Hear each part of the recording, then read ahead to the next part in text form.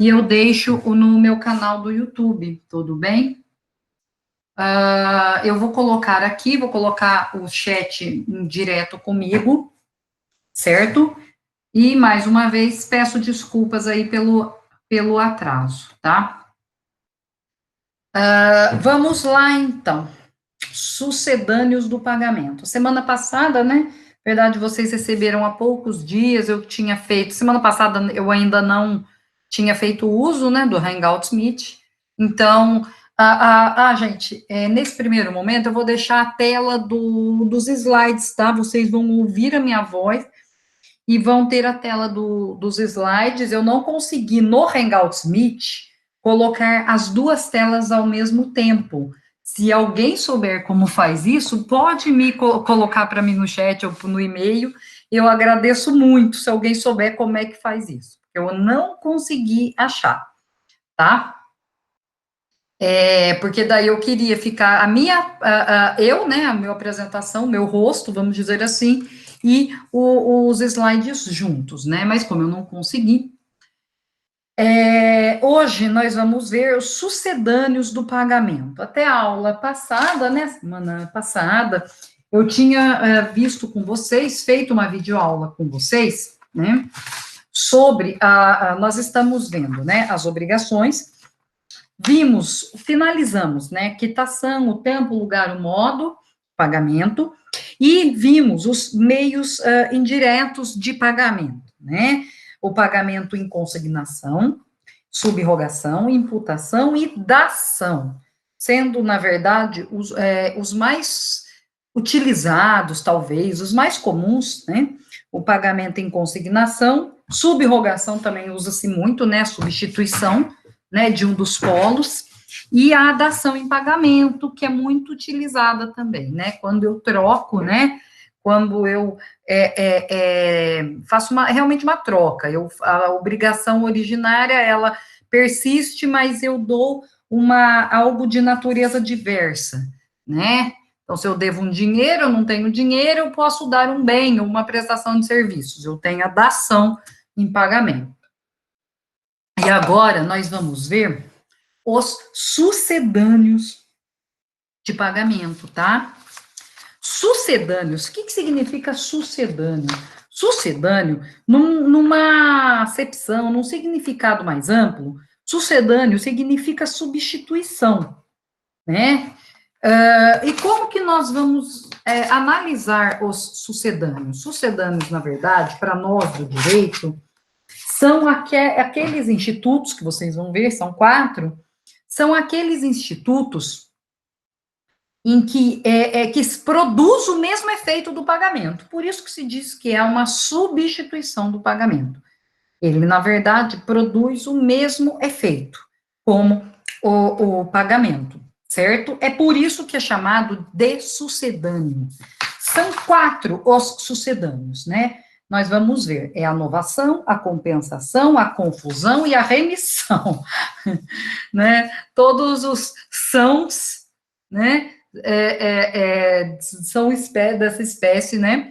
São meios de sucedâneo. Não é meio indireto, tá? Os meios indiretos, como nós vimos a semana passada, né? Na aula passada, os meios indiretos eram aqueles que, na verdade, eu não pagava de uma forma direta, né? Para o credor, por exemplo. E aqui, né, nos meios dos sucedâneos, geralmente são meios diretos de pagamento, né, porém, de uma outra forma, né, eu pago, vamos dizer assim, só que de uma outra forma, por isso que é chamado de sucedâneo. Então, se vocês quiserem anotar, sucedâneo significa que produz o mesmo efeito, né? Então, sucedâneo de pagamento é aquele que produz o mesmo efeito de pagamento. Eu vou colocar aqui, até para mim também, no Código Civil, os artigos estão para vocês, tá? Ao longo dos slides, vocês vão ver que eu coloquei, inclusive, esses slides agora há pouco na sala virtual. Eu coloquei os slides de número 6 e de número 7, né? Que são os sucedâneos de número 6, e os de número 7 é o inadimplemento das obrigações.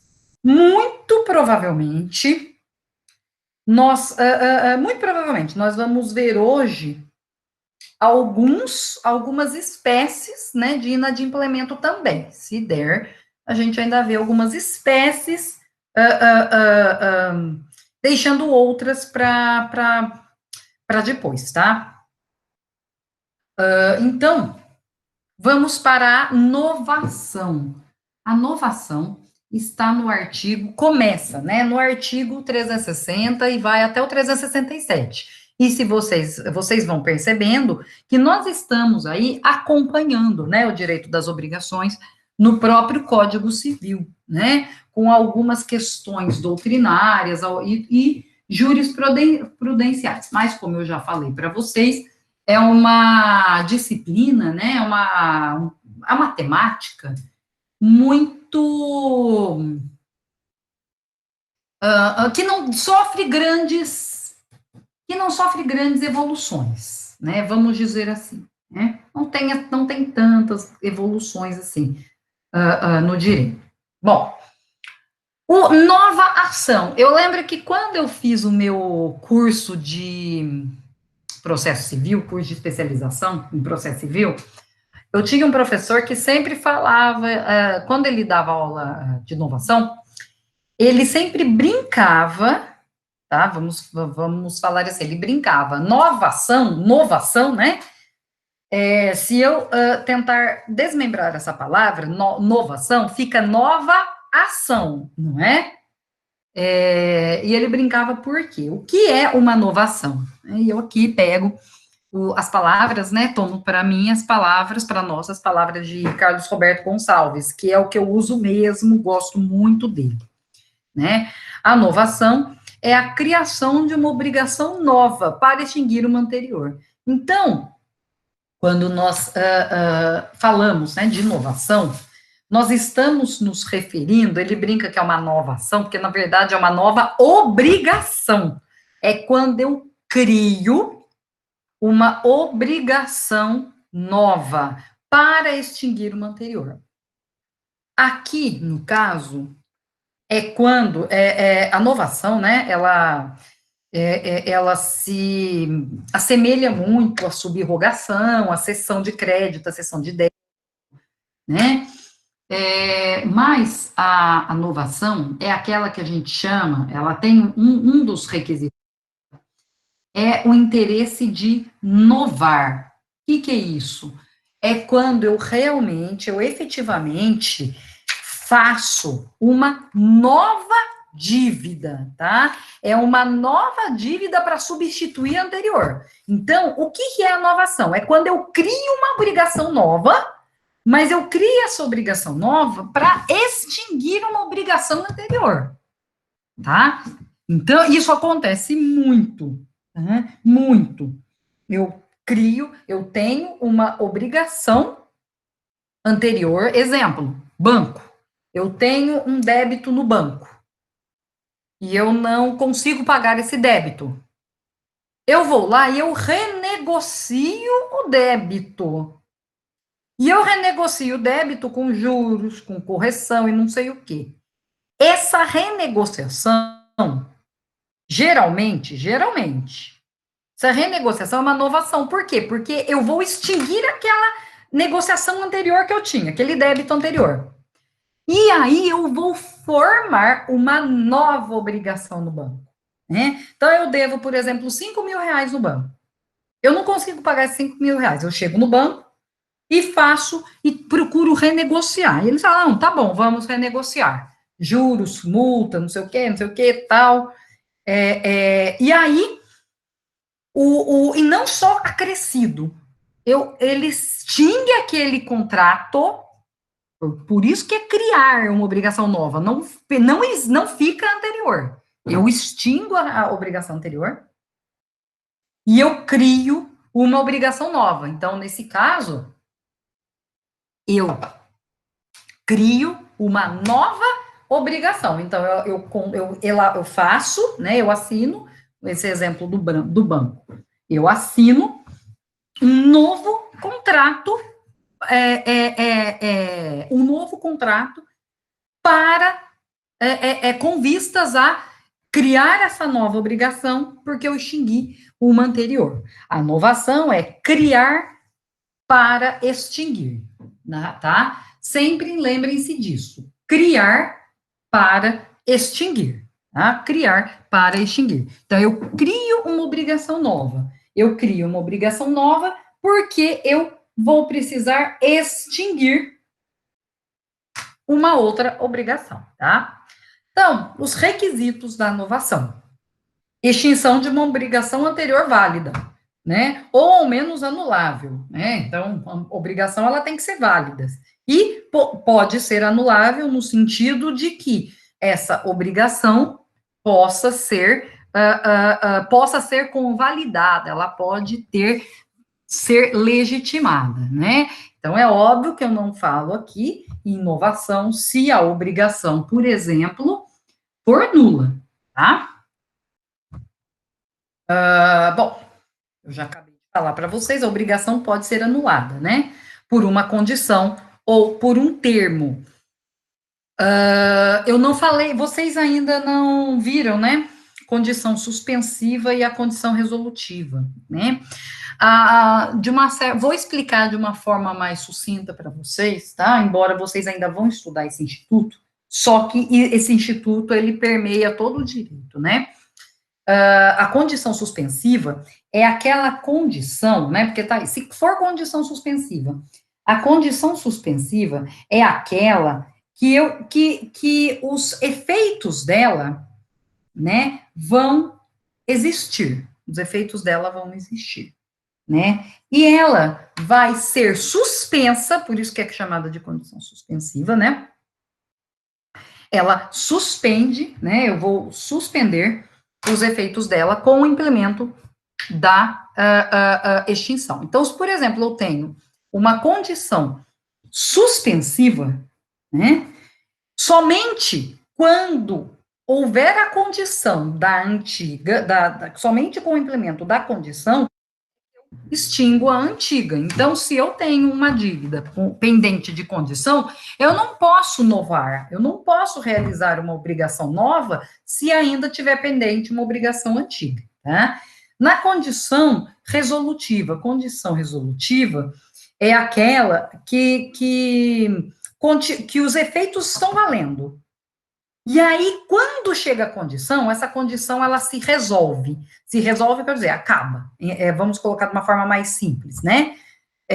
Então, se eu tenho uma condição resolutiva, e essa condição não chega a se realizar, a obrigação velha continua, tá? E se eu tiver uma obrigação a termo é com vencimento, né? Eu tenho que esperar o vencimento para eu realizar essa novação.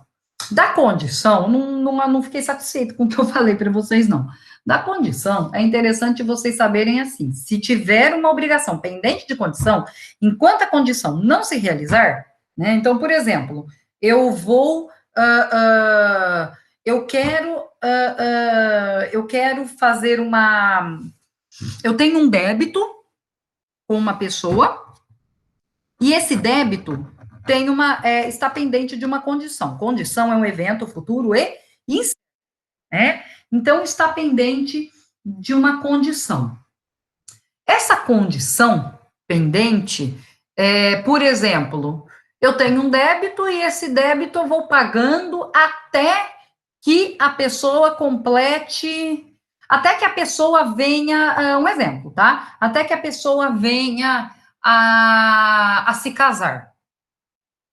E aí, é uma condição suspensiva. Por quê? Porque eu vou tratando, eu vou pagando. Quando eu tenho essa condição, enquanto não tiver essa condição, eu não posso realizar um outro negócio sobre aquela dívida. Tá? Então, toda vez que eu tenho um débito com condição, eu tenho que esperar esse débito, tá? Eu tenho que esperar esse débito, essa condição se verificar para depois eu realizar uma nova ação. Ou seja, Eu só posso ter novação de uma dívida antiga se essa dívida antiga for perfeita e acabada, ou seja, se for uma dívida que eu realmente posso novar, posso substituir por uma outra, tá? Então, eu tenho como requisitos a obrigação anterior, né? A extinção de uma obrigação anterior, a criação de uma nova obrigação, né? Então, eu tenho a criação de uma nova obrigação, tá? E essa nova obrigação, ela vai substituir, por isso que é nova ação, ela substitui essencialmente toda a obrigação anterior, tá? Por isso que essa é uma das diferenças, né? Nós falamos que essa é uma das diferenças da novação, porque justamente a novação, quando há uma nova dívida, tá? Esse é o principal, que é o artigo 360, inciso 1º, tá? E algo muito importante, a intenção de inovar é um dos requisitos. A intenção de inovar é o animus novandi. Animus novandi é aquela intenção, né? É aquela intenção de que a pessoa quer contrair uma nova dívida para substituir a anterior, tá? Não há presunção de inovação, tá? Não há uma presunção. A inovação não se presume, ok? Ela é feita, ela é realizada como se fosse um contrato entre as partes, tá ok? Se isso for expresso. E pode ser, a novação também pode ser tácita, né? E aí, para ser uma novação tácita, vai de cada caso concreto para analisar as circunstâncias para saber se realmente as partes queriam novar, né? As partes, principalmente o credor e o devedor, queriam contrair uma nova dívida para substituir a antiga, tá? Porque se não houver essa vontade, né? Eu estou aqui no campo da teoria das obrigações, então eu estou falando aqui da autonomia da vontade. Se não houver essa vontade, né? Não há a novação. Eu não tenho uma. E aí depende de como foi aquele negócio para saber qual instituto pode ser utilizado, tá? A capacidade e legitimidade das partes é algo óbvio, né? Tranquilo. Né? As partes têm que ser capazes para isso. Né? A súmula 286 do STJ, sim, se refere à renegociação de contrato bancário ou à comissão de dívida. Não impede a possibilidade de eventuais discussões sobre ilegalidades dos contratos anteriores. É assim, eu falei para vocês que renegociação de contrato bancário pode ser uma espécie de inovação, tá? Porque eu crio uma obrigação nova e extingo uma obrigação antiga, né? Mas não é porque eu extingui uma obrigação antiga que eu não posso, dentro do prazo, né, dentro do prazo prescricional, não é porque que eu tenho essa dívida nova que eu não posso rediscutir ilegalidades nos contratos anteriores, tá? E uma outra, uma observação para vocês, né? Eu não lembro se eu coloquei essa observação, não. Uma outra observação para vocês, moratória, né? Que é o parcelamento, ou o parcelamento de uma dívida que não é parcelada, ou a moratória, que é um tempo maior que você tem para que você pague. Isso não altera. Isso só altera, por exemplo, o vencimento da obrigação. Não altera a obrigação em si. Então, não é considerada novação, tá? O parcelamento de uma dívida, ela continua a mesma dívida. Eu não tirei uma para... eu não extingui uma para criar outra, tá? A novação é isso. Extinguir uma dívida para criar outra, né? E, na verdade, gente, isso é mais comum do que se imagina. Exemplo, o filho que faz uma dívida com o credor. E aí o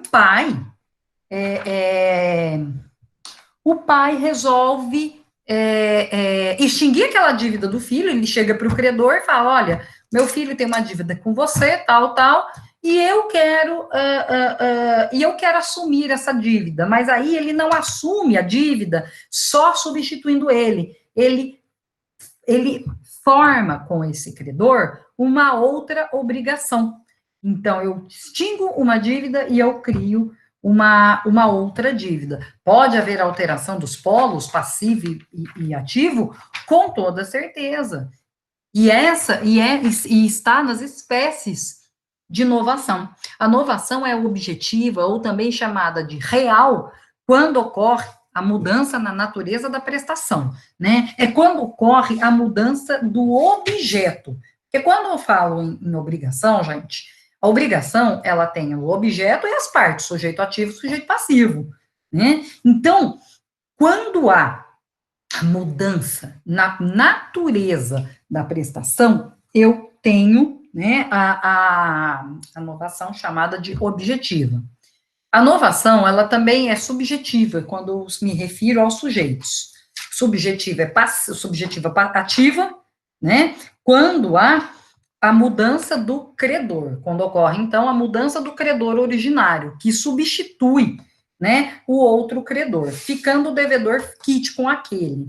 Gente, lembra muito, né? Vocês vão falar, mas, Alessandra, lembra muito sessão de débito, sessão de crédito, lembra a subrogação, que é a substituição, né? Mas com elas não se confunde, porque aqui, quando eu estou falando, né, da novação, nesse caso, eu estou falando, primeiro, de uma nova obrigação. E quando eu tenho uma nova obrigação, as garantias que foram dadas anteriormente, na obrigação anterior, não são mantidas na novação se isso não for expresso. É diferente, por exemplo, na sessão de crédito. Na sessão de crédito, eu só altero, né, as partes, ou a sessão de crédito eu altero o credor, a assunção de dívida ou sessão de crédito eu altero o débito, eu altero o devedor. Né, na sessão de crédito, que eu altero o credor, todos os acessórios e todas as garantias são mantidos para o novo credor. E na novação, quando eu substituo o credor, as garantias não são mantidas se isso não for expresso, tá? Se isso não for expresso. Lembrem que eu tenho uma troca, né? O principal da novação, eu tenho uma troca de objetos, tá? E de objetos, não, desculpa, gente, de obrigação. Se a obrigação for a mesma, eu só vou ter a seção de débito, a seção de crédito, tá? Novação subjetiva passiva, na verdade, pode ser de duas formas, né?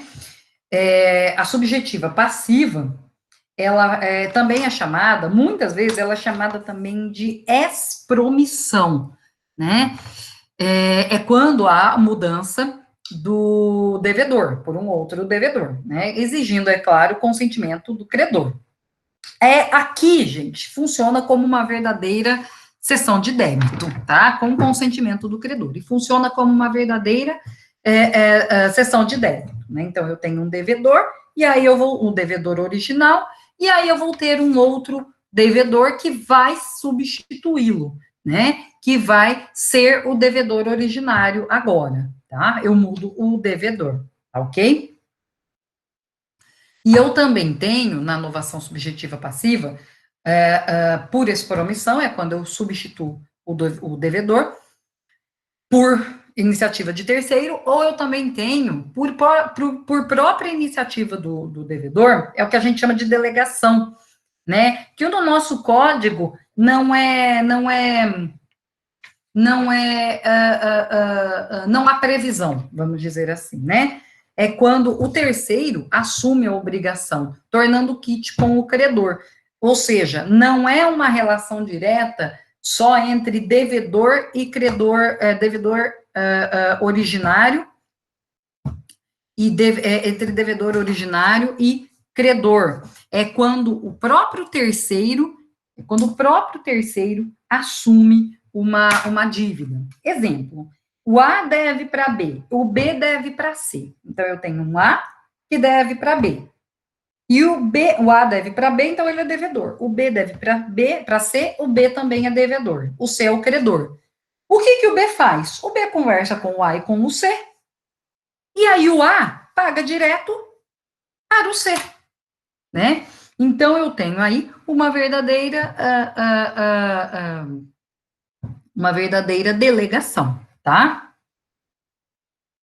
Independentemente,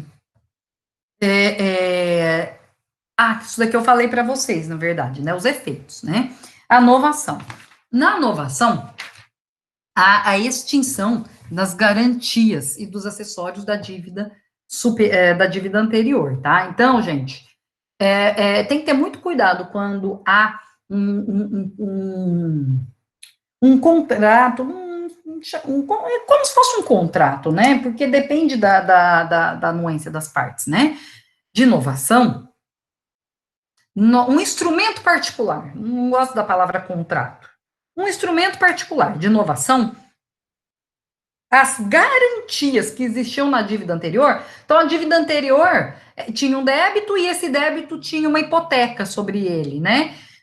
Se eu tenho uma nova obrigação, essa hipoteca não vai para a nova obrigação, tá?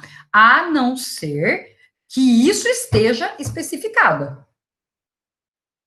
tá? A não ser que isso esteja especificado. Aqui eu tenho alguns efeitos específicos, né, da obrigação, da novação. A exoneração dos devedores solidários que não novaram, né? Somente os bens do devedor solidário que novou vão substituir as garantias do crédito novado. Lembram da obrigação solidária, né? Quando nós falamos de obrigação solidária, né? Todos respondem em comum pelo débito, né? Porém, vocês lembram que eu falei que alguns dos devedores solidários podem, as dívidas deles podem ser perdoadas, eles podem cair em insolvência, e eles também podem novar, eles também podem contrair uma nova obrigação, né? Caso eles desejem, né?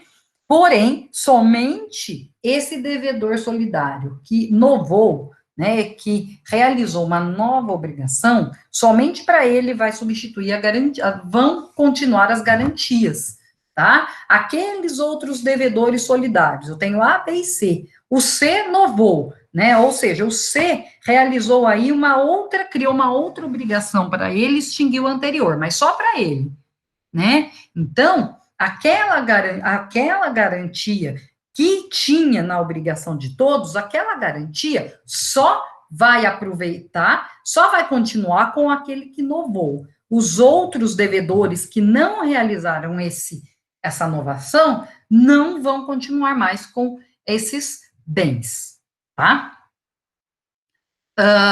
Outro efeito básico, né? A perda das ações e exceções ligadas à antiga obrigação, né? Como eu falei para vocês, eu me desvinculo de toda forma da antiga obrigação. Então, se eu tinha algumas exceções pessoais para arguir, se eu tinha ações sobre aquela antiga obrigação, se eu troquei a obrigação, né, eu extingui uma obrigação para criar uma nova, eu perdi, tá? Exemplo que eu dou aí. O novo devedor não pode arguir a nulidade da antiga obrigação, né? Por quê? Porque ele extinguiu aquela obrigação, né? Ele teve aquilo por instinto para criar uma obrigação nova. Outra, o risco do devedor pela insolvência do novo devedor, do credor, né? Uma vez que tendo este sido aceito pelo credor, o credor não tem mais ele uma ação regressiva contra o antigo devedor, exceto se esse antigo devedor tiver obtido de má fé a própria substituição. Se eu tenho um antigo devedor e esse antigo devedor, né, ele novou, né, ele na verdade fez com que ele fosse substituído como devedor de má fé, o novo devedor pode entrar com uma ação regressiva contra ele. Hipóteses que excluem a novação. Bom, no caso do direito das obrigações, né? Isso é algo óbvio, né? O que exclui a novação?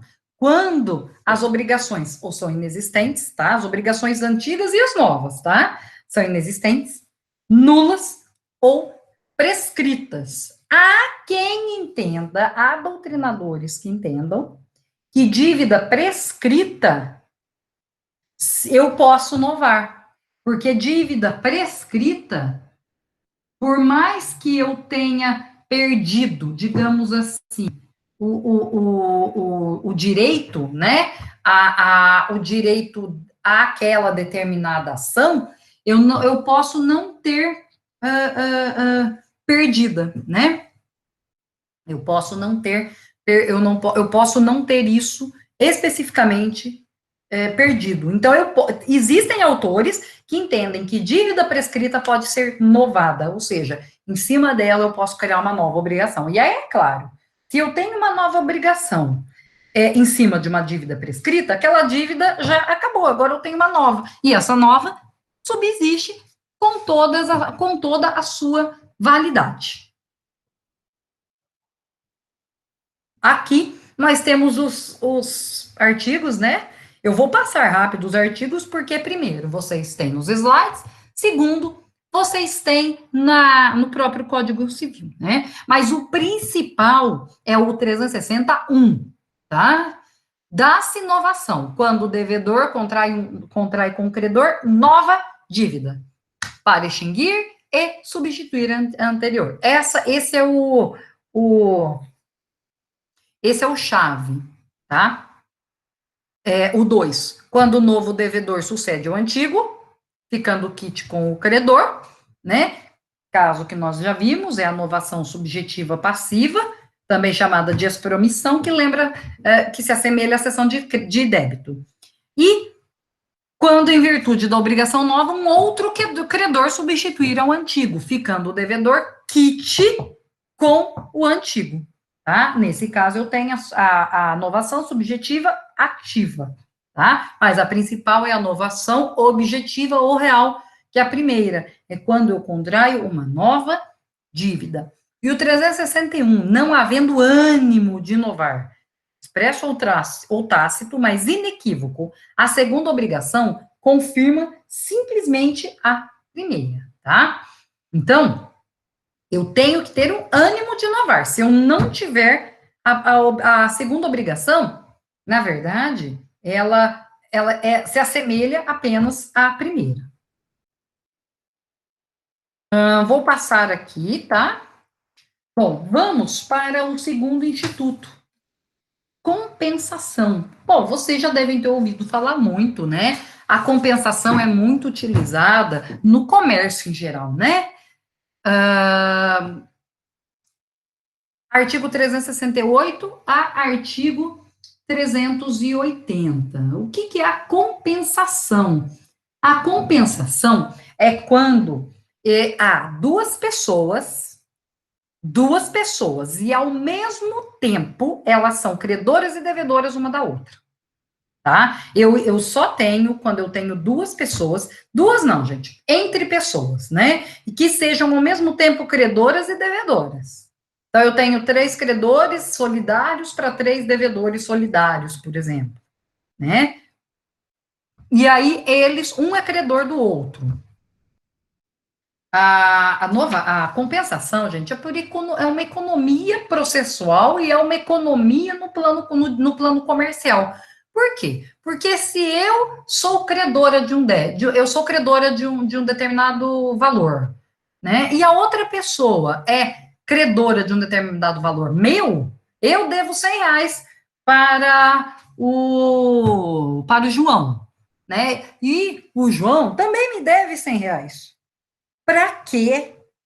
Para que vamos fazer duas transações para essas duas obrigações? Eu posso simplesmente fazer uma compensação, tá? Eu posso simplesmente fazer uma compensação, tá?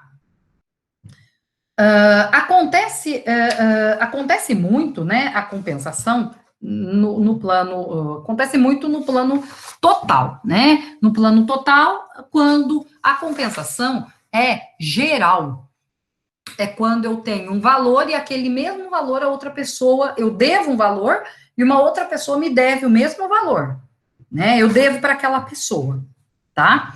É controvertida a natureza jurídica da compensação. Ela pode ser. Existem autores que entendem que ela é um meio indireto de extinção das obrigações. Porém, ela se encontra, né, nos sucedâneos do pagamento. Porque como como se produz o mesmo efeito que o pagamento, né? Eu tenho uma compensação que é algo que produz o mesmo efeito. Se eu compenso um débito com a outra pessoa, que também me deve, nós dois estamos pagando, né? Produz o mesmo efeito de um pagamento, né? Então, exige concomitância de credores e devedores recíprocos. Gente, recíprocos, é a reciprocidade de crédito, tá?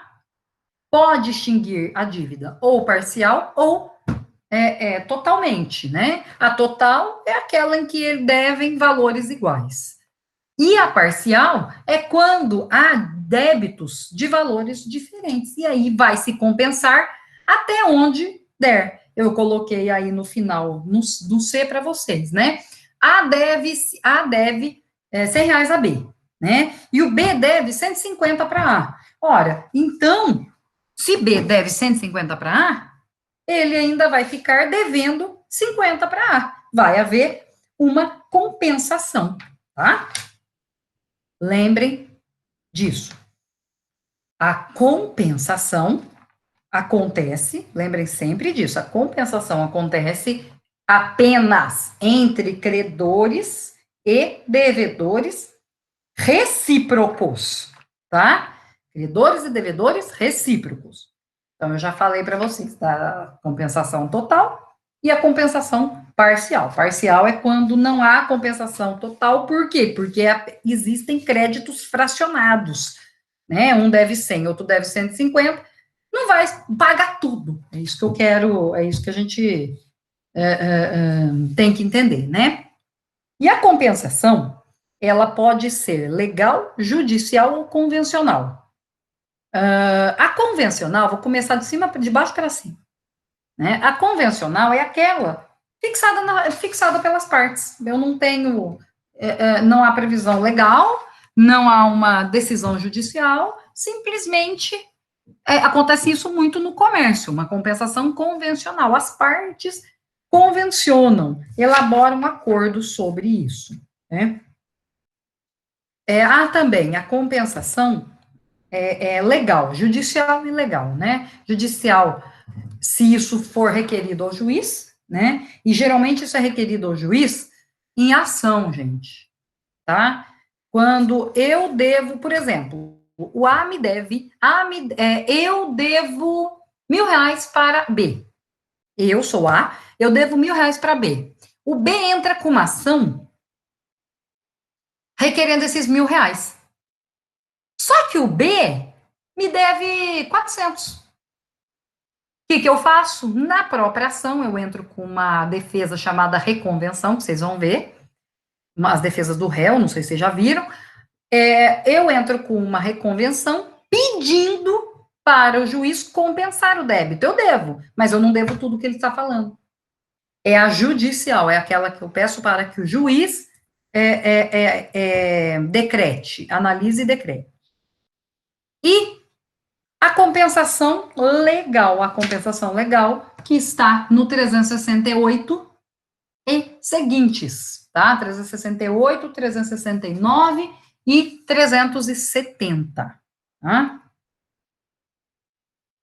Requisitos: os débitos, reciprocidade de débitos, as dívidas têm que ser líquidas, se as dívidas não forem líquidas, não se compensam, né? Elas têm que ser liquidadas, elas têm que ter uma qualidade e a quantidade certa, elas têm que ter uma expressão monetária, isso é a liquidez. Elas também têm que ser exigíveis, né? Um débito que eu tenho com uma pessoa, mas ainda tem uma condição sobre esse débito, então eu ainda não, a pessoa ainda não, eu ainda não devo, né? Então, por exemplo, eu devo R$ 1.000 para o João, né? Só que eu devo R$ 1.000 para o João se ele se casar.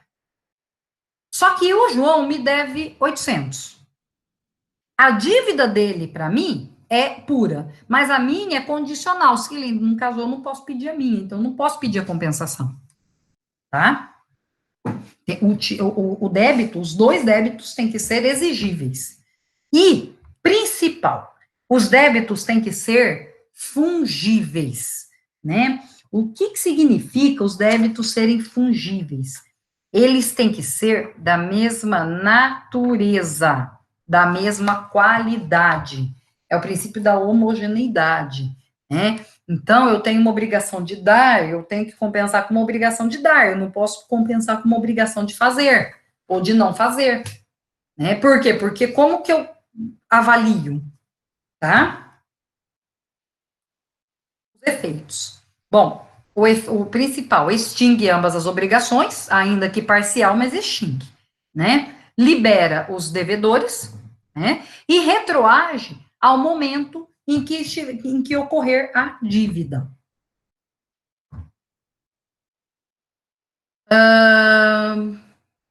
Cadê? Não, vou passar esses daqui, tá, gente? Tem coisa que eu vou passar. Já falei da judicial. A judicial, a compensação judicial, não é no momento da dívida, é a partir do momento em que o juiz reconhece como existentes as dívidas, tá? Ah, essa daqui era a que eu queria. Casos especiais relativos à compensação, né? Bom, o terceiro, não interessado juridicamente, não pode compensar, né? Então, eu falei para vocês que a compensação é apenas entre credor e devedor, né? E que eles compensam. Um é credor e devedor ao mesmo tempo do outro, tá? A compensação também, outro caso. As dívidas que não são pagáveis no mesmo lugar, elas também podem ser compensadas. Só que eu tenho que deduzir as despesas necessárias a essa operação. Vai pagar onde? Né? Eu tenho uma obrigação que tem que satisfazer em Lindóia, e a outra obrigação tem que ser satisfeita em Campinas. Eu tenho dívidas que não são pagáveis no mesmo lugar. Eu posso compensar as dívidas, mas aí mas aí eu e o outro e a outra parte, né, o outro envolvido, teremos que verificar a dedução das despesas, tá? C, na ocorrência de vários débitos compensáveis, vocês vão lembrar das normas da imputação de pagamento, da indicação em pagamento, que foi um dos meios indiretos que nós vimos a semana passada, tá? Semana passada nós vimos esses meios indiretos de pagamento, né? Na videoaula, na verdade, eu falei.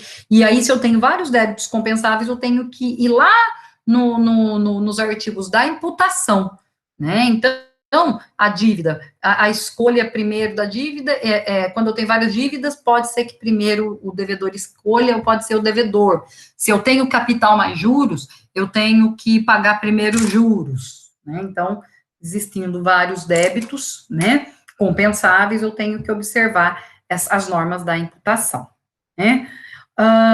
Uma questão que eu não falei aqui. Prestem atenção.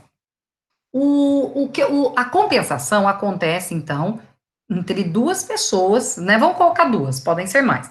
Entre duas pessoas que são ao mesmo tempo credor e devedor, ok? E aí tudo bem. O que que acontece? Terceiro não pode pedir compensação, né? Então, eu sou um terceiro numa relação. Tem o João que deve para Amanda, a Amanda deve para o João. Eu sou um terceiro. Eu não posso.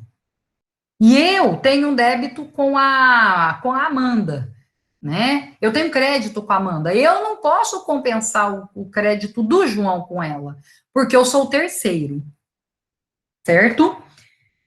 Uma exceção que pode ser pedido para compensar, um terceiro que pode pedir para compensar. O fiador. O fiador pode alegar a compensação que o devedor pode ter com o credor. Então, se o fiador, primeiro, ele é um co-obrigado solidário, então, ele pode compensar a dívida dele própria com o locador, né? Com o credor. Porém, se ele souber, se ele sabe que o credor é devedor do devedor, né? E o devedor é credor do credor, ele pode alegar a compensação do devedor com o credor. É uma situação em que terceiro alega uma compensação que em tese, não se refere a ele especificamente. Tá?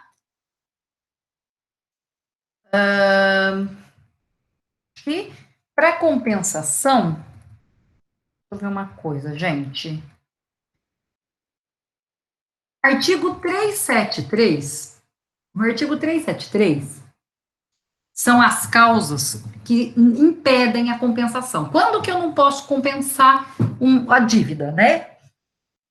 Quando eu tenho dívidas provenientes de esbulho, furto ou roubo, porque um débito decorrente de ato ilícito não pode se contrabalancear com o outro, né? Então, se eu tenho débitos provenientes de furto ou roubo, eu furtei da outra pessoa, e aí agora eu quero que compense esse valor. Não, né? Eu esbulhei, né? Esbulho, não sei se vocês já estudaram, né? Eu eu invado um bem, por exemplo, ou eu danifico um bem, né? E aí eu vou ter um crédito com uma pessoa, não se faz lógico isso. Também não podem ser compensadas as dívidas, os débitos, né? Originados de comodato ou de depósito, tá? Nós vamos ver esses dois contratos, de comodato e depósito, porque são gratuitos. Então, não é débito, eu não posso compensar. Que débito que eu vou compensar? Né? Porque eles se baseiam na mútua confiança. E também as originárias de alimentos, tá?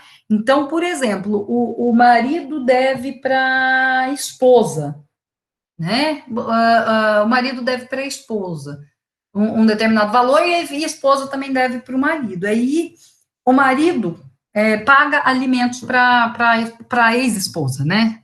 O marido paga alimentos, aí ele quer compensar o débito que ela tem com ele com os alimentos. Pode? Não, não pode. O que costuma acontecer, não sei se eu coloquei aqui para vocês. Não. O que costuma acontecer, se vocês até quiserem escrever, quando há parcelas pagas, vincendas, né? Quando há várias parcelas pagas a mais, o devedor de alimentos pode requerer que isso seja considerado não como uma compensação, mas como um adiantamento das futuras prestações. Tá? Então, quando se trata de obrigações de prestações, né, vincendas, aquelas que ainda vão se vencer, e eu já acabei pagando, eu posso pedir para que seja adiantado, para que seja considerado um adiantamento, né? Uma questão, gente, débito tributário, eu posso compensar débito tributário? O débito tributário, vou entrar agora aqui no CTN, Código Tributário Nacional. Débito tributário, gente, eu só posso compensar se houver uma expressa previsão legal em relação a um determinado débito, porque pode ser que um determinado débito seja compensado, né? Pode ser que não. O que eu quero dizer, né, especificamente com isso, é que a legislação é que vai me dizer, tá? Cadê aqui? Se vocês quiserem anotar, artigo 170 do CTN. O artigo 170 do CTN assim fala. A lei pode, nas condições e sobre as garantias que estipular, ou cuja estipulação, em cada caso, atribuir à autoridade administrativa autorizar a compensação de créditos tributários com créditos certos, líquidos, vencidos ou vincendos, do sujeito passivo contra a fazenda pública, tá? Então, depende de cada tributo, porque vai depender de lei específica para saber se pode haver compensação, tá? A princípio, gente, nada impede que se faça a compensação tributária, é uma forma, inclusive, de extinguir o débito tributário, tá? Porém, isso deve ter previsão legal. Ok? Nosso terceiro instituto, né, terceira modalidade de sucedâneo é a confusão. A confusão, né, pelo próprio nome, né, se na compensação eu tinha duas, vamos colocar de duas, né, para facilitar o entendimento. Se na confusão, na compensação, eu tinha duas pessoas que ao mesmo tempo eram credor e devedor, na confusão é uma pessoa só. É quando reúnem as qualidades de credor e devedor em uma pessoa só, ou por ato inter vivos ou por causa mortis, né? Então é quando há o credor e o devedor na mesma pessoa, reúnem-se essas qualidades. Artigo 381 a 384. Acontece muito, gente, isso daqui é mais frequente em herança, tá? Se vocês quiserem anotar, é mais frequente em herança. Exemplo, o filho deve para o pai uma quantia muito alta e deve para o pai, tudo legal, tudo escrito, tudo. Então, o filho é devedor. Quando o pai falece, o filho, principalmente quando é uma pessoa só, o filho, ele já não é mais devedor. Quando abre a sucessão, o filho já se torna credor, né? Tem os espólios para arrecadar toda a massa, né? Todo o patrimônio, né? Só que quando o credor falece, o herdeiro que era devedor se tornou credor, tá? Então, por isso que esse é o caso, acontece muito, né? É o caso mais comum, tá? E é algo óbvio, né? É incompatível com o sistema jurídico, né? Uma pessoa ser credora e devedora dela mesma. Vai haver o que a gente chama de confusão e uma forma, né? Uma substituição de um pagamento direto. Por isso que é considerado um sucedâneo, tá? E tem que haver a perfeita identidade de posições entre os sujeitos, tá? Ou seja, a mesma ou as mesmas pessoas que estão no mesmo título como devedores e continuam no mesmo título como credores, tá?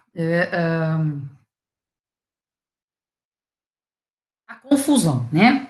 A confusão pode ser total, certo? A confusão pode ser total e a confusão também pode ser parcial. A confusão total é quando há a integralidade da dívida, né? Total aí, gente, não é no sentido do sujeito em si, mas no sentido da dívida em si, né? Do débito, né? Então, se há a confusão, né? Inteira do débito, a integralidade da dívida acoberte por essa confusão, eu tenho uma confusão total, né? Se é apenas uma parcela da dívida, eu tenho, então, uma confusão parcial. Eu dei até, como até tem o exemplo, né? O filho deve mais. Então, o filho, ele se tornou devedor de um valor a menor. Houve uma confusão,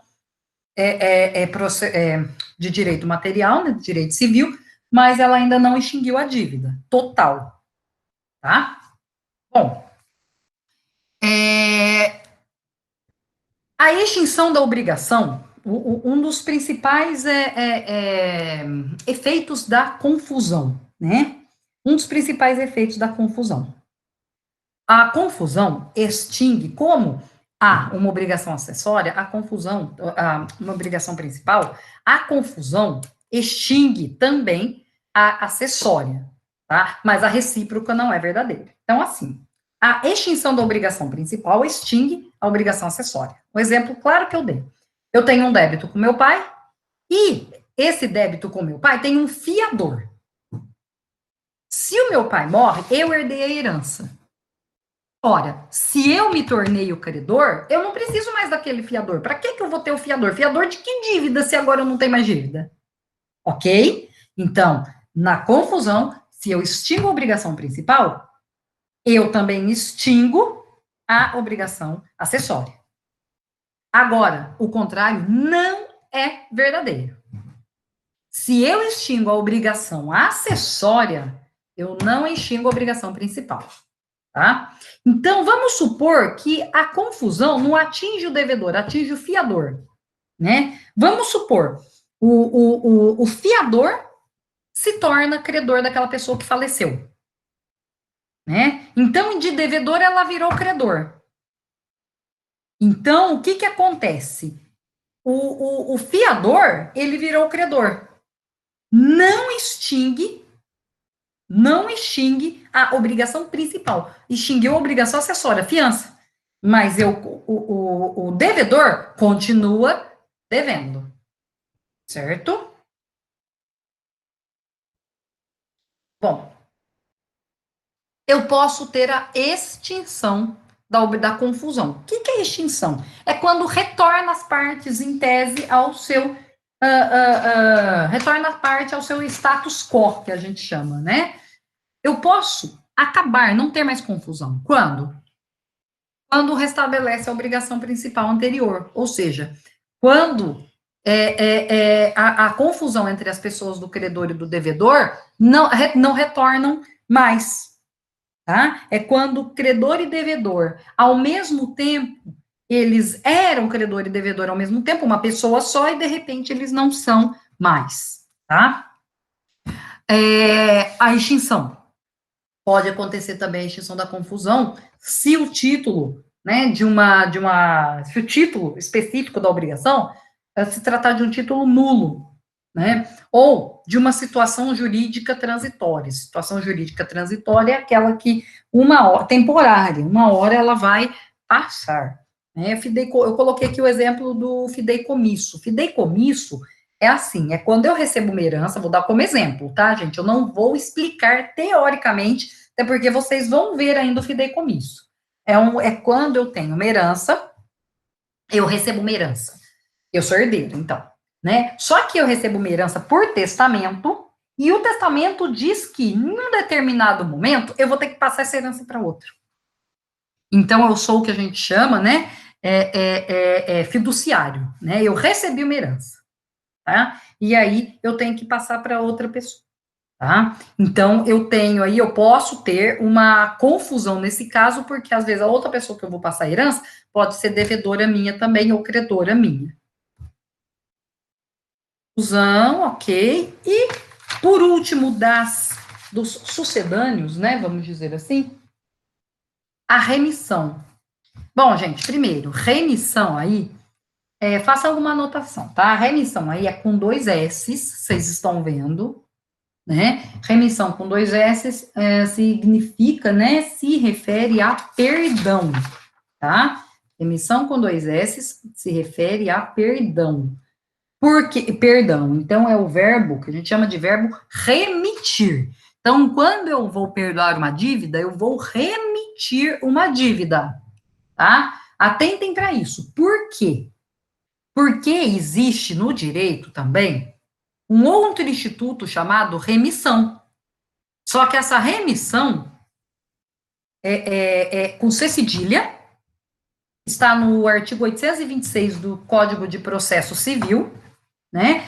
E significa o resgate, a liberação de uma dívida, né? E aí o verbo é outro também, o verbo é remir. Remir significa liberar, pagar, tá? Então, lembrem-se disso, para não esquecer e não confundir. Remissão com dois S, perdão, verbo remitir. Remissão com C cedilha, resgate, verbo remir.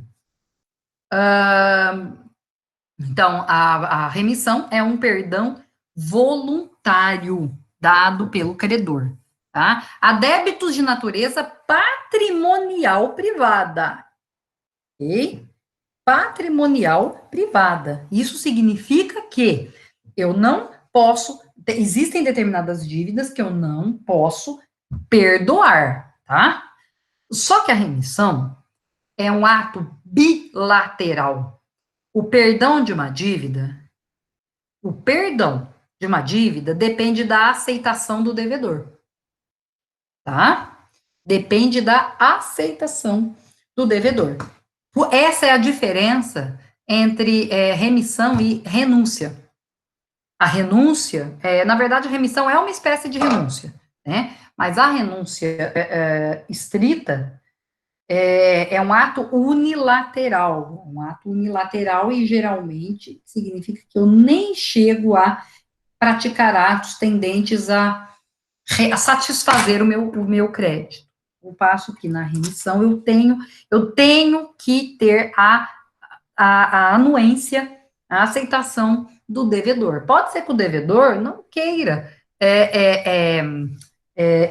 não queira aceitar, né, esse perdão, né? Muitas vezes é uma pessoa que entende que pode ser que o credor esteja fazendo isso para se vangloriar, para falar para outras pessoas, sei lá, né? E às vezes esse devedor resolve não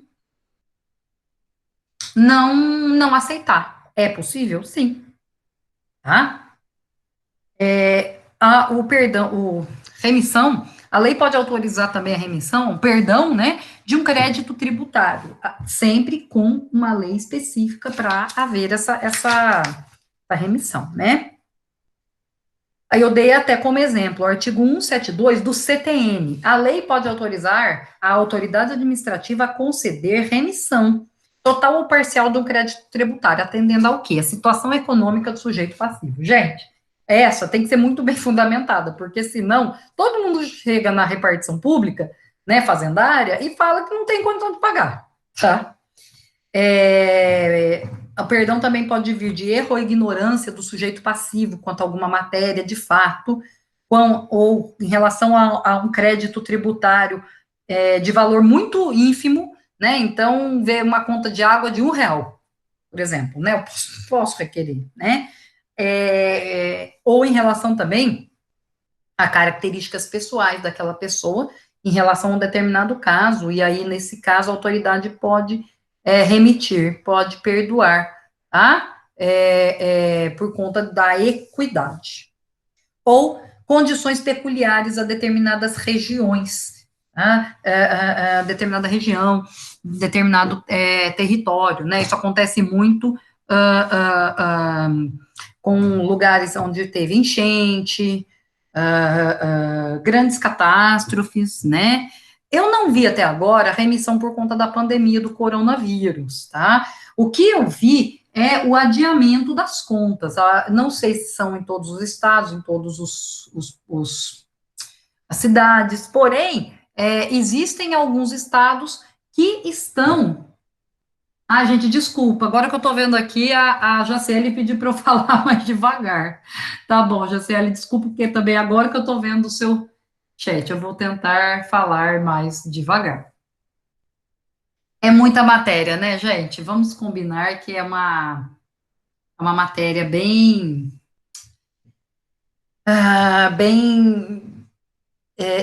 densa. Talvez esse seja o mote, né? É uma matéria densa. Eu vou mais devagar, tá? Voltando na remissão, Na verdade, os doutrinadores divergem se ela é bilateral ou unilateral, mas hoje a divergência ela é quase pacificada, né? É quase já consolidada no sentido de ser bilateral, tá? Ela não depende de forma especial. Então, a remissão, né? Esse perdão pode ser por escrito, pode ser verbal, né? Pode ser por instrumento particular ou até por instrumento público, né? Às vezes, por exemplo, um testamento. Eu tenho uma dívida. Se eu quero renunciar, se eu quero remitir, se eu quero perdoar uma dívida, eu tenho que perdoar por testamento, muitas vezes, né? Eu estou lá quase morrendo, como que eu vou fazer uma renúncia? Verbal, eu acho o verbal um pouco temerário, né? Tem que ter testemunhas, tal. Lembrem o que eu falo para vocês, gente, ainda mais nessa disciplina, né? Nossa, de direito das obrigações, gente, tudo que nós formos fazer é interessante documentar, tá?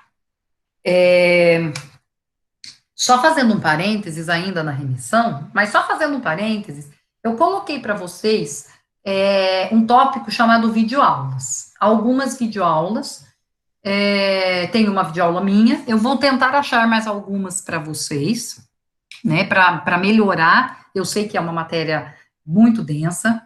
E eu coloquei hoje uma videoaula que Pablo Stouzy, né, um grande civilista, né, eu gosto muito dele, ele fez uma live no sábado falando sobre o direito das obrigações e a pandemia do coronavírus.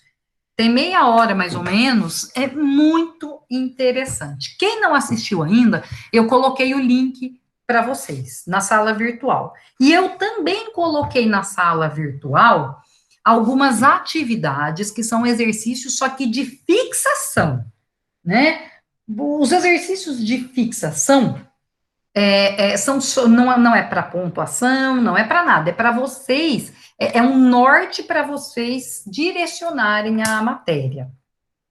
E um outro aviso, né, uma outra observação ainda dentro da matéria, não no tópico remissão, né, na matéria. Vocês viram, né, infelizmente a semana passada eu acabei enchendo todas as minhas disciplinas, eu coloquei aqueles fichamentos enormes. Gente, eu vou ser sincera, todo o fichamento que eu mando para vocês, que eu mandei para vocês, né, eu mandei ontem, mandei hoje, ou de hoje, né, para vocês me entregarem até o dia 31, vocês têm aí um prazo até dia 31 para me entregar. Tem como voltar no item 3. Qual que é mesmo o item 3, Jaciele? Escreve para mim aqui enquanto eu estou falando, por favor. Eu vou falando aqui, tá? Fala para mim qual é o item 3. Escreve para mim. Ah, essas atividades são para nortear vocês. E eu sei que o fichamento, principalmente o que eu coloquei a semana passada, foi muito pesado. Eu vou ser muito franca. O que eu dei para vocês lerem, eu dei em todas as disciplinas, é o que a gente lê todo dia para nós prepararmos a aula, né? Ah, é 140 páginas, é 100 páginas, é 80 páginas? Tá? Ok?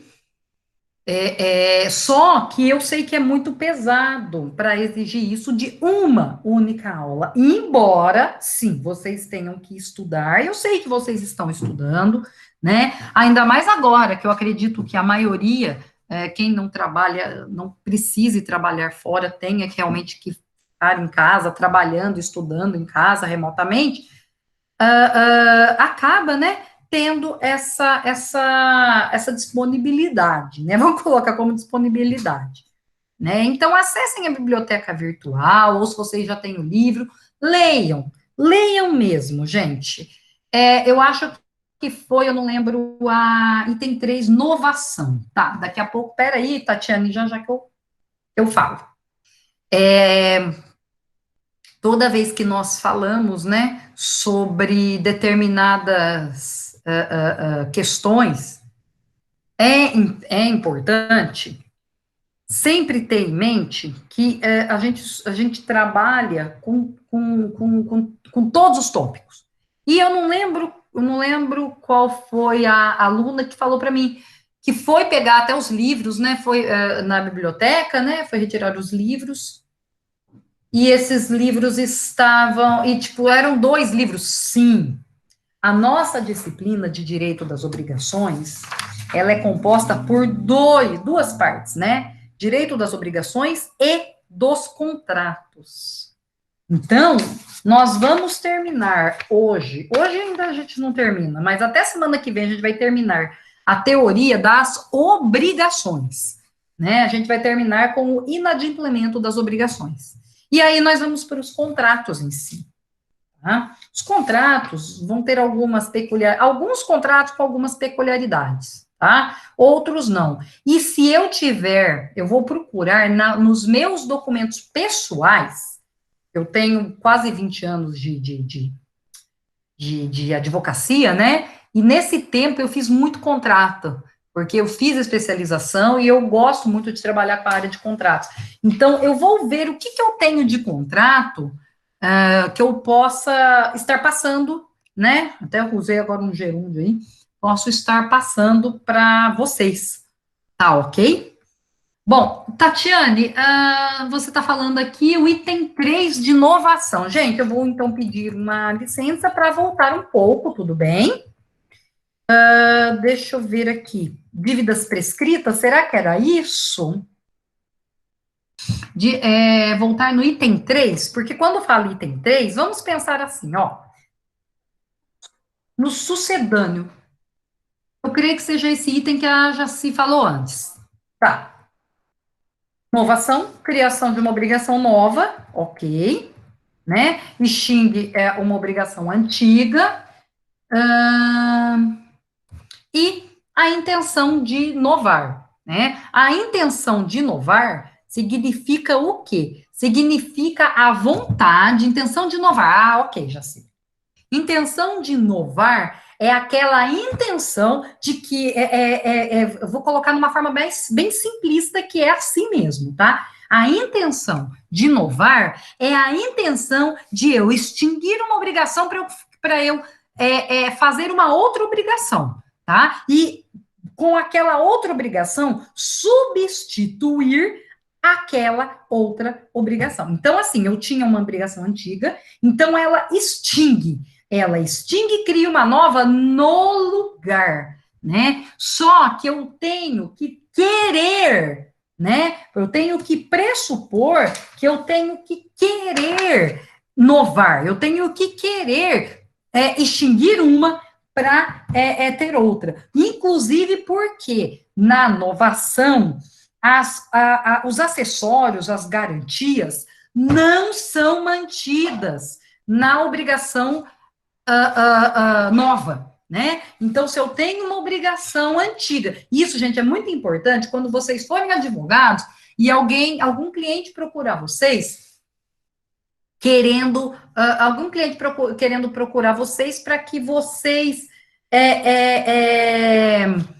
trabalhem com uma inovação. Eles querem extinguir eles não vão falar dessa forma, né? Eles vão contar todo um caso, e aí vocês vão entender que a pessoa quer extinguir uma obrigação para fazer uma nova. Ou você vai, pelo contar, pelo narrar da história do cliente, você vai perceber que uma inovação é interessante. O que tem que entender é que quando for realizar uma inovação, né, quando aquele cliente quiser extinguir uma obrigação para fazer uma nova, tem que estar dentro do contrato, né, do instrumento particular de inovação, que os acessórios, as garantias que porventura existam no contrato anterior vão ser mantidos. Na verdade, assim, eu vou trazer aquelas garantias para a inovação. Por quê? Porque não subentende. Por isso que diz que a inovação não se presume. Não existe não existe uma presunção de inovação na lei, né? Presume-se uma dívida extinta e contraída uma nova. Não. Tá? Eu não presume-se isso. Então, é interessante lembrar, né, que a inovação não é presumida, ela tem que ser expressa ou tácita, mas ela tem que ser efetivamente, cadê aqui? Não. Ela tem que ser efetivamente contraída e explicitada, tá? Ou seja, eu tenho que ter esse ânimo, essa vontade de trocar, né, de extinguir uma obrigação para criar uma nova. Mas por que eu crio uma obrigação nova, né? Porque eu não consegui manter aquela obrigação anterior. Eu crio uma obrigação nova porque eu não consegui manter uma obrigação anterior. Entenderam? Tudo bem, Jaciele? Falem, enquanto isso eu vou andar, tudo bem? Enquanto isso eu vou andar, vocês vão falando. Nós estamos na remissão. É a última, é a última das. É o último dos sucedâneos, né? Cadê aqui? Falei para vocês que a remissão pode ser total, parcial. O perdão pode ser expresso, né? Deixa eu ver aqui, ato jurídico bilateral, por escrito, público, e o perdão pode ser da dívida inteira, que é por total, ou o perdão pode ser parcial, quando há uma redução do débito. Eu perdoo, a pessoa me deve 100, eu perdoo 20, né? Eu remito 20, então ela me deve 80. A remissão também pode ser expressa, que é mais comum, tá? Mediante um instrumento público, né? Então, a pessoa, porque é bilateral, então, tanto o credor quanto o devedor vão assinar, tá? Ou ela pode ser até unilateral no caso de testamento. Eu posso, né, perdoar uma dívida por testamento. E nesse caso, ela o perdão é unilateral. E o perdão, colocando aqui, deixa eu olhar aqui na lei, cadê aqui? Remissão da dívida, do 385 até o 388, né? A tácita.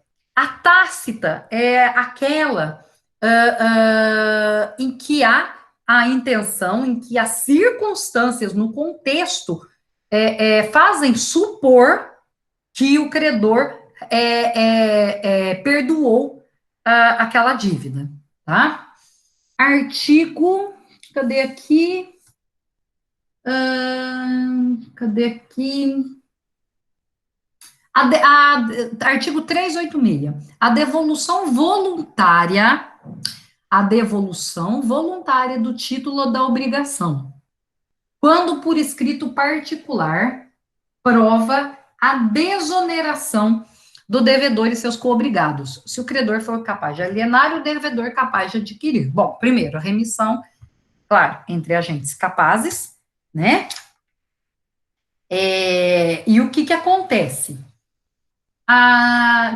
Quando o devedor se encontra de posse de um título da qual ele era devedor, isso se presume-se duas coisas, ou presume que ele já foi pago, ou presume que a dívida foi perdoada e ele recebeu, por isso que o código diz devolução voluntária, ele recebeu o título, tá? Então, ele se desonera, tá? No perdão da obrigação principal, o que ocorre quando o credor revelar o propósito, isso ocorre, né? Quando o credor revelar o propósito de abrir mão do seu direito de crédito, ele entrega o título ao devedor, ok? E o 387, né? Outra hipótese de presunção de remissão. A restituição voluntária do objeto empenhado prova a renúncia do credor à garantia, não à extinção da dívida. Bom, prestem atenção aqui. O penhor, que está nos artigos 277 e 262 do Código, tá? O penhor se refere à garantia de coisa móvel. Eu dou, por exemplo, um trator como garantia de uma dívida, tá? O que acontece? Prestem atenção nisso. Muitas vezes, o credor devolve aquela coisa empenhada, aquela coisa que estava garantida, que é móvel. Ele entrega aquilo para o devedor. Mas, cuidado, não é porque ele entregou a garantia que a dívida se extinguiu. Ok? E o que O que extingue é a garantia, não a obrigação, tá? Então, se eu vou voltar nesse, se eu sou credor, eu sou credor e eu sou credor e eu tenho aqui empenhado comigo um trator, né? O trator tá aqui. Eu posso devolver, às vezes o devedor liga para mim, fala, eu preciso do trator para trabalhar. Se eu devolver a coisa empenhada, presume-se que eu renunciei à garantia, não ao débito, tá? Então, não adianta nada depois esse devedor falar, ele perdoou minha dívida, não sei o quê. Não, perdoou a garantia, tá? Ou seja, eu abri mão de uma garantia que eu tinha. Eu devolvi para o devedor a garantia que eu tinha aqui, né? Então, eu abri mão da garantia, não da dívida dele que continua, ok? Já falei, né? Depende de aceitação do devedor. Pode se sujeitar também à condição ou a termo, né? Eu posso ter um perdão, mas esse perdão pode vir com uma condição. Eu só te perdoo se você fizer tal coisa. Se, né? A condição é sempre com o se. Tá? Ou a termo, ou se eu dou um prazo específico para eu remitir, para eu perdoar. Vou remitir na data de. Eu vou perdoar na data de tal. Ok? Já falei da presunção, né, para vocês, artigos 386 e 387. E o último artigo da remissão é no artigo 388. A remissão concedida a um dos codevedores extingue a dívida naquela parte a ele correspondente, ainda reservando o credor a solidariedade contra os outros, já não lhes pode cobrar o débito sem a dedução da parte remitida. Gente, vamos pensar assim. Eu sou um credor e eu tenho 3 devedores em solidariedade. E eu resolvo perdoar, remitir a dívida de um dos credores. Então, eu tenho uma dívida de 300 mil, solidária. Então, eu posso cobrar de qualquer um, ok? Ok. Então, eu posso cobrar 300 mil de qualquer um dos credores, qualquer um dos devedores. Devedor 1, devedor 2 ou devedor 3. Porém, eu eu perdoo a dívida do devedor 1. Vai me sobrar o quê? Vão me sobrar o devedor 2 e o devedor 3. Eles ainda me devem. Só que eles me devem 300? Não. Eu tenho que abater a parte e que seria dividido, apesar de ser uma obrigação solidária, internamente entre os devedores, aquela obrigação era divisível. Então, quando eu tenho a obrigação solidária, eu perdoo a parte de um dos devedores, mas os outros devedores ainda devem, porque eu não perdoei dos outros. Só que eles devem abatido o valor do que foi perdoado. Então, eles me devem 200 mil. E aí eu posso requerer tanto do devedor 2 quanto do devedor 3, os 200 mil, tá? Mas eu tenho que abater a parte que eu remiti, a parte que eu perdoei. Entenderam?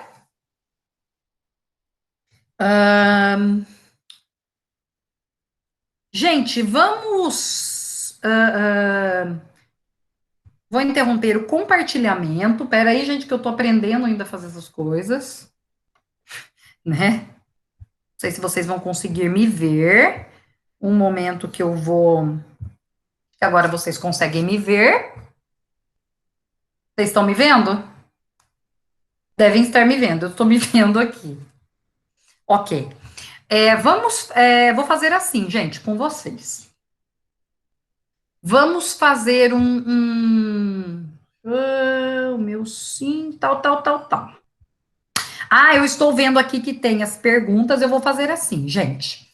Eu vou, densa, tananana, a matéria tem que condizer com o estudo referente a uma aula de 3 horas e assim contar como presença. Sim, Herbert, realmente, acho que foi você, Herbert, até que me mandou uma sugestão de link, né? Eu ainda não soube mexer com ele. Não sei se foi você, mas se foi, né? É, eu entendi exatamente isso que você falou, Herbert, e sim, exatamente é isso mesmo, né? Para uma aula de 3 horas, né? Então, assim, realmente eu não vou exigir. Inclusive, hoje eu até coloquei um estudo dirigido para vocês sobre alguns capítulos, né? Esses capítulos são algumas páginas aí, né? Porém, o que eu vou pedir para vocês? Leiam conceitos específicos só. O que eu vou pedir para vocês? Leiam só conceitos específicos, ou de acordo com o que vocês entenderam agora da aula, tá? Porque é uma aula, eu estou dando uma aula para vocês ao vivo, né? Apesar de, nesse primeiro momento, de não ter uma interação, né? Física, vamos dizer assim, presencial. Então, eu quero realmente para contar como presença, Herbert, e todos, né? Para contar como presença é algo simples, tá? Vocês podem fazer uma página, 2 páginas, enfim, o que vocês entenderem melhor, tá? E coloquem conceitos, tá bom? Simples. Ou até, se vocês quiserem, colocar também algumas dúvidas, eu vou analisar. Eu ainda não analisei nenhuma. Eu estou preparando esses materiais e tenho muito material para preparar por conta das atividades presenciais, né? Eu e muitos professores estamos agora aprendendo e tendo que aprender como alunos essas questões tecnológicas que para nós ainda não nos é afeita. Tá? Então, Herbert, eu vou dar realmente algumas coisas mais simples, tá? Para contar como presença. Tá? Eu vou dar algumas coisas bem mais simples para vocês. Até hoje, já coloquem aí. Eu coloquei o estudo dirigido para vocês, porém eu escrevi bem grande lá, algo simples. Então, se vocês quiserem, a partir do que foi falado hoje, colocar os conceitos, vocês podem tranquilamente. Ó, eu entendi isso, entendi aquilo. Não entendi isso, não entendi, tudo bem? Então, se vocês nem quiserem, não acharem que é interessante nesse momento, por conta se for mais simples, melhor, já que é só para presença. Exatamente, quem está falando isso mesmo? Jaciele, né? Exatamente, Jaciele. Se for para só para só para marcar presença. Então, realmente eu vou fazer, vocês vão fazer algo simples. Eu não vou exigir. É que num primeiro momento eu entendi que era para que na verdade isso é o que nós professores fazemos para apresentar a aula para vocês. Então, nós professores, nós estudamos as 100 páginas, as 140, as 80, a 20, depende da temática, né? Mas isso é por uma preparação para a aula, e isso é interessante para que vocês estudem no final de semana, quando for a prova, é importante, tá? Mas não para marcar realmente a presença. Então, vocês podem fazer algo simples para mim. Eu não vou exigir. Passem isso para quem não está aqui hoje. Eu estou vendo que agora são 23 pessoas, né? Passem isso para passem isso para os demais, tá ok? Que fique bem clara essa questão. Num primeiro momento, eu achei que era para eu colocar tudo, né? Depois eu vi que todo mundo se assustou, né? E realmente, né? Eu sabia que era denso, mas eu achei que era para colocar tudo. Então agora eu retiro, né? Os trabalhos vão ser simples, bem mais simples, uma folha, 2, para marcar presença, só. Porém, eu vou dar o feedback do que vocês estão fazendo, né, desses trabalhos, mas eu ainda não tive tempo, tá? Até sexta-feira eu sei que eu muito provavelmente não vou ter muito tempo para isso, tá ok? Porque por conta do trabalho, porque eu estou aprendendo a trabalhar com esses recursos. E pode parecer no primeiro momento fácil, mas eu não é. Tá? Então, se vocês acham difíceis as matérias, as temáticas, eu também acho difícil lidar, muitas vezes, com o tecnológico. Nós, professores raiz, né? Eu dou aula desde 96, lousa, giz, né? Então, acho até um pouco estranho essa interação, né? Mas é assim que nós vamos fazer, né? Até que nos permita. Gente, eu só vou pedir um minuto para retornarmos, tá ok?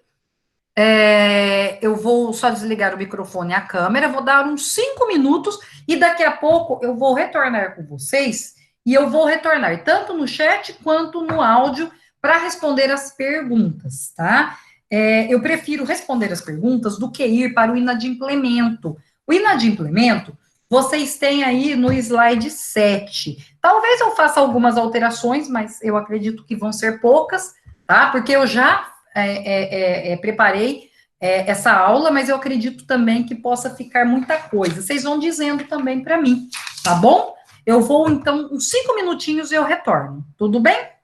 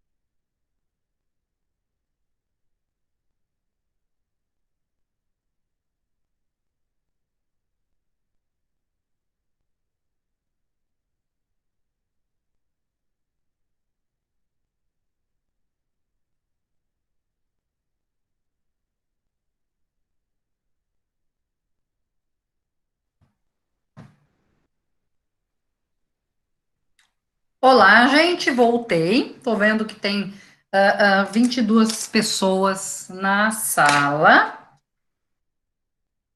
É, Bom, quem quiser, eu vou, como a nossa reunião, eu vou aqui responder, né, a Isadora, e antes da Isadora, a Jaciele perguntou, né, se pode acontecer uma remissão em alimentos. Jaciele, remissão, né, é esse perdão, né? Esse perdão da dívida. O que acontece no direito de alimentos não é um perdão, mas é uma verdadeira renúncia ao direito de. Renúncia, na verdade, ao direito de exercer. Porém, o direito a alimentos é irrenunciável. O que é isso? Você não perde esse direito pelo fato de você não utilizá-lo. Então, existem determinados alimentandos, né, os filhos ou as mães, pensando que a mãe seja a representante legal, né, do menor, pode ser o pai, né, pensando que seja a mãe, e a mãe resolve não entrar com a ação de alimentos, né? Ela pode? Ela pode, né? Mas isso não implica na renúncia, tá? E nem na remissão. Eu não estou perdoando a dívida, né? Eu posso perdoar os alimentos até de forma tácita, que acontece quando eu realmente não cobro. Mas se eu quiser cobrar, eu posso? Posso. A lei me autoriza que eu possa cobrar todos, né? Não só os 3 últimos meses, o último mês sob pena de prisão. Eu posso cobrar todos os alimentos devidos, comprovados e devidos. Tá? Então, a remissão de alimentos. Eu posso fazer acordo escrito? Não. O tácito é porque eu simplesmente deixo de cobrar. Tá? Agora, o escrito, não. Eu não posso perdoar dívida alimentar. No início, tá, do,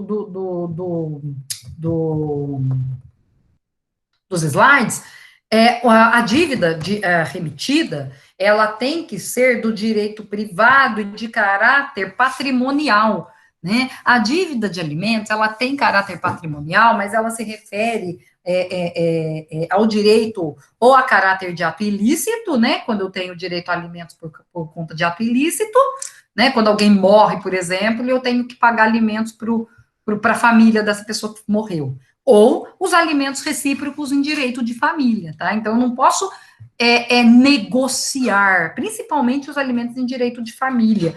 Direito de ato ilícito, os alimentos ainda de ato ilícito, né? Eu ainda posso discutir a questão patrimonialmente, embora tenha várias circunstâncias aí para o juiz analisar, né? Ou não, às vezes a pessoa nem entra no juiz. Eu chego para a pessoa e falo: olha, eu vou pagar tanto para você por mês, né? Então eu pago. Agora, perdoar os alimentos expressamente não, tá? Tudo bem, Jaciele? E a Jaciele também perguntou, né? Estou vendo assim, tá? Depois eu vou ver as outras, tá?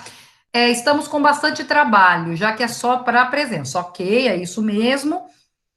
Isabela, professora, na confusão, a dívida é abatida ou se extingue quando o devedor vira credor, né? Bom, quando o devedor vira credor, a dívida é extinta, tá? Ela, na verdade, é extinta por quê? É extinta porque é um meio, a confusão é um sucedâneo do pagamento. O que é isso? Substitui o pagamento, é uma forma de se pagar, tá? Então, a dívida é extinta, a não ser que a confusão seja parcial, né? Por exemplo, a mesma pessoa, na mesma pessoa tem credor e devedor. Então, na mesma pessoa, reúnem os dois. Porém, a dívida de um deles, né, pode ser, nele se reuniram as duas pessoas, porém, uma parte da dívida foi parcial, né? Uma parte ainda é devedora. Então, vamos supor, eu sou credor o meu pai, me deixou, eu devo para o meu pai 10 mil reais, ok? Eu devo 10 mil reais para o meu pai. E meu pai falece. Ele faleceu e ele deixou uma herança de 5 mil reais, eu sou o único herdeiro. Então, se eu devo 10 mil reais para o meu pai, né, e ele me deixou uma herança de 5, eu tenho a confusão, extinguiu essa dívida, porém, ainda subsiste uma parte da dívida, né, que é de 5 mil, porque ainda não extinguiu tudo, entendeu? Prazo de entrega fica para quando? Maria Luísa, né? Bom, Flávia Carolina, existe a possibilidade de cancelar a anterior?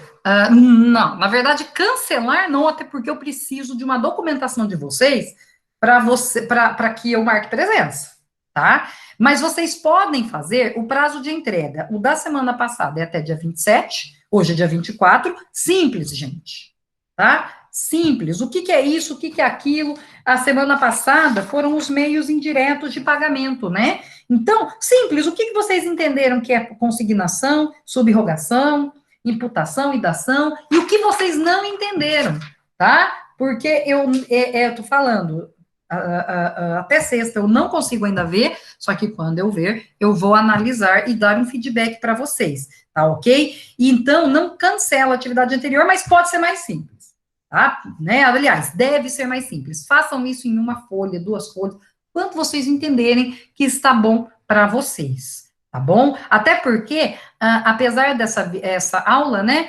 ela não substitui as atividades, tá? Apesar de vocês estarem aqui participando, ela não substitui as atividades específicas, né? Ela, na verdade, é o nosso apoio para vocês, né?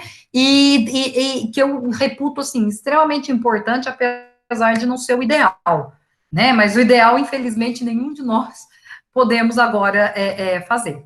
Tá ok? Flávia Carolina, ok? Cadê aqui? Jaciele. Então, eu não poderia ter a remissão, né? Ter o perdão, nem no rito de expropriação? Bom, rito de expropriação, Jaciele, que você está falando aqui, é no rito de expropriação do direito das execuções, né? Se for no rito das execuções, você está alienando um bem, você está requerendo a alienação de um bem, requerendo um leilão de um bem. Aí, nesse caso, eu não perdoo a dívida, né? Se eu já entrei com a ação, eu já entrei. O máximo que eu posso fazer é quando eu não entro com uma ação, né, de execução. Aí, se eu não entro com uma ação de execução contra alguém, contra o devedor, isso significa que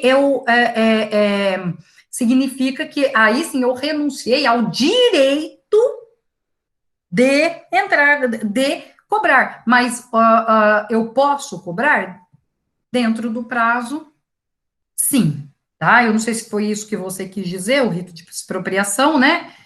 Confirma para mim, mas acredito que seja. Para ter novação, a obrigação anterior tem que estar satisfeita. Maria Luísa, a obrigação, a novação, significa que a obrigação anterior, ela tem que estar, não é satisfeita, né? Porque se ela estivesse satisfeita, já teria pago, vamos dizer assim. A obrigação anterior, ela tem que estar líquida e exequível, ela já teria que estar pronta para que o devedor, para que o credor pudesse entrar com uma ação se ele quisesse, entendeu? E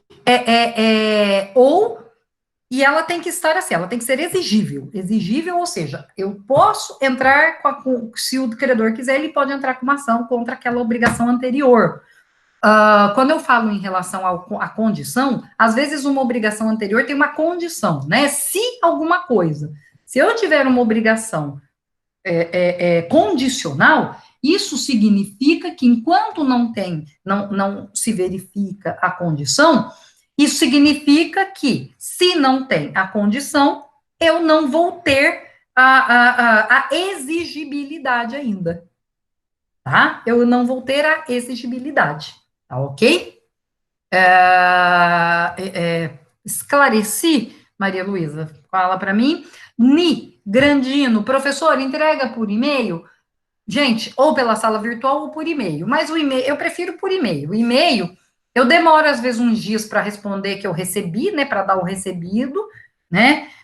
Mas eu respondo tranquilamente, falando, olha, recebi o e-mail, obrigada, tá? Por e-mail fica mais fácil, tá? Porque vocês conseguem ter eu consigo ter um canal, acredito, né, até mais direto, tá? Então, por e-mail eu acredito que fique mais tranquilo, tá ok? Gente, deixa eu ver aqui, vocês estão. Eu não sei se vocês têm tem mais perguntas, se vocês querem perguntar mais alguma coisa, se vocês querem. Eu vou só parar a gravação, interromper a gravação, porque a gravação em si